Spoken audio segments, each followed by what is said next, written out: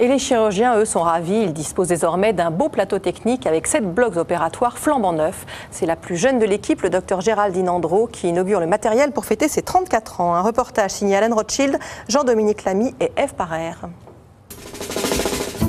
À Rochefort, le personnel et les patients de l'hôpital ont vécu une expérience exceptionnelle. Un déménagement éclair. Le vieux centre hospitalier Saint-Charles était trop vétuste et impossible à restructurer.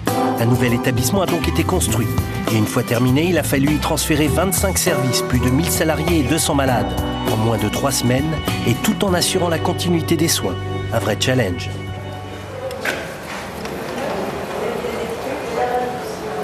Il ne manque que l'anesthésiste, c'est ça? Il ne manque que l'anesthésiste. C'est le grand jour, celui de la mise en route des blocs opératoires du nouvel hôpital Belligon. L'anesthésiste se fait attendre. J'en ai trouvé un. Anesthésiste? Oui. Comme on a la masse, mais bon. Un petit coup de marteau sur la tête. Au bistouri et à la masse, la jeune Géraldine Andro, chirurgienne orthopédiste depuis 4 ans. Au programme aujourd'hui, le retrait d'une broche dans un talon. Un petit peu d'eau, s'il vous plaît. Victime d'une chute d'échafaudage, Lionel est quand même heureux d'inaugurer le beau plateau technique flambant neuf. Mais bon, je suis content dans un sens où je baptise un petit peu le nouvel hôpital.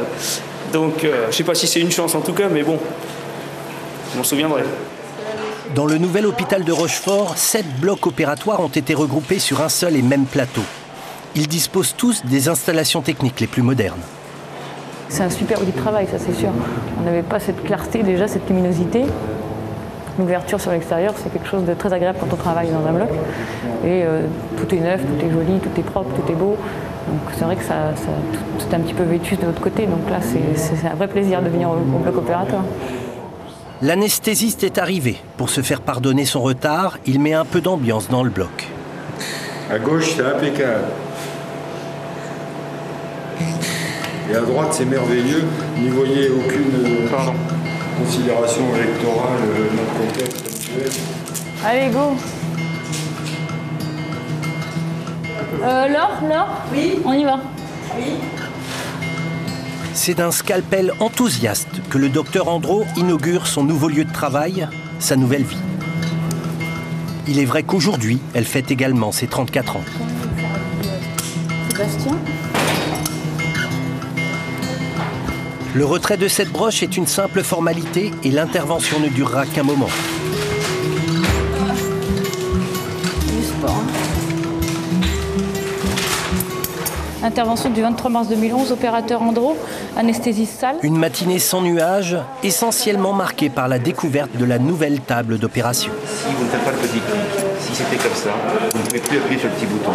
Il faut absolument que ça soit enfoncé à fond pour pouvoir débrayer. D'accord ? C'est une table qui permet de tout faire, donc c'est assez pratique, mais l'apprentissage est un peu long. Tant que t'entends pas le bip bip. Voilà, t'as entendu ? Ouais. Et c'est normal qu'il y ait une petite pancarte là qui... Ah Aurélie, c'est normal qu'il y ait cette petite pancarte avec le prix. Il y a plein de zéros. Il y a beaucoup de zéros, monsieur.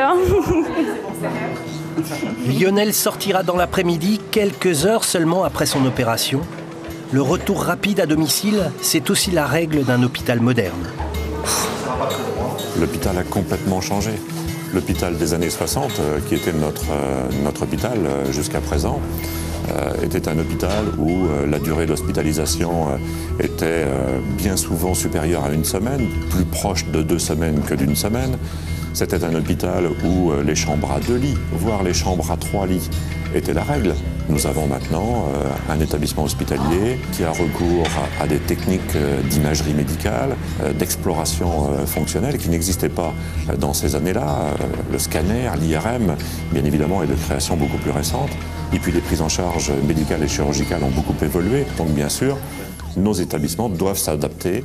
On ne peut plus avoir les mêmes services, les mêmes unités médicales et chirurgicales, la même conception architecturale que l'on pouvait avoir il y a 50 ans. Le directeur voulait faire un dernier tour dans les couloirs quasi déserts de son ancien hôpital. Il tombe sur des soignants qui bouclent leur carton. Non sans un petit serrement de cœur, une page se tourne avec leur passé. Alors, les derniers. Ça y est, bonjour. Ça y est, Ah oui, c'est fini. Presque. Bonjour, ça va? Chez Mochu? Ça va? Enfin, enfin, hein, enfin. Ouais. Toujours difficile d'être les derniers. Bah oui, tant qu'à faire. Ah, l'équipe a laissé des messages. Vous vous rendez compte, pour celle... Oui. 1978. C'est la plus ancienne. Oui. Et elle part à la retraite cette année, en juin. Pour elle, c'est quelque chose.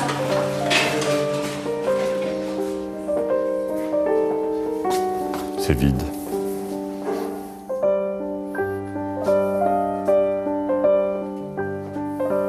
Ce soir, nous allons fermer cet établissement. Bonjour.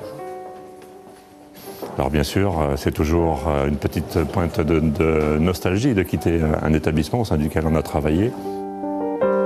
Bien des personnels avaient une petite pointe de nostalgie puisqu'ils y ont vécu, ils y ont travaillé, certains d'entre eux 10 ans, 20 ans, 30 ans pour les plus anciens. Mais en même temps, ils ont, je crois, aussi le plaisir de travailler dans un nouvel outil. Après 40 années d'existence, l'ancien site a vécu. Dans le nouvel hôpital, doté de moyens perfectionnés, le personnel soignant espère qu'on lui donnera aussi le temps de travailler le mieux possible au service des patients.